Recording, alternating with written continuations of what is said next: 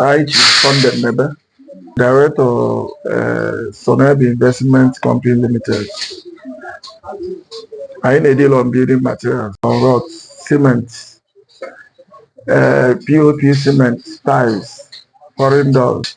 Who are chairman, Nimariaba, Chairman Iron Dealers Association. Awka. Business mama too much.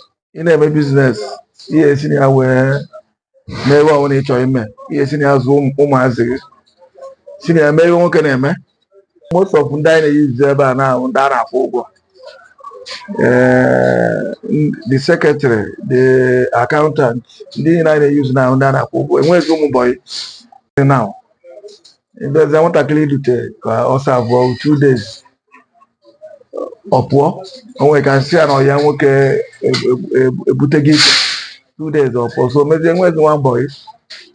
So mana we are still managing the encouragement in everybody wanna even about us go mine. Need a butego, need a butego, we need a mokite or need a mayahu. We went down, what able to Madaga.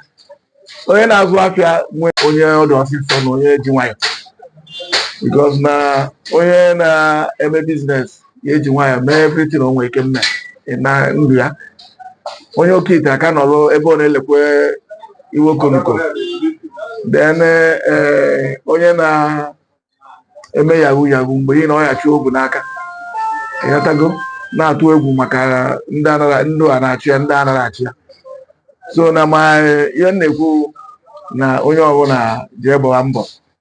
Whatever in the case, I got him, Professor Charles Chiku Masoludo. Na kids who go to normal all on another state. Never security, infrastructure. In a number, what a campaign on a boy on as a number of Koduka, Dubai, Taiwan. In a number of style, I would I ready to go. All go to the teacher.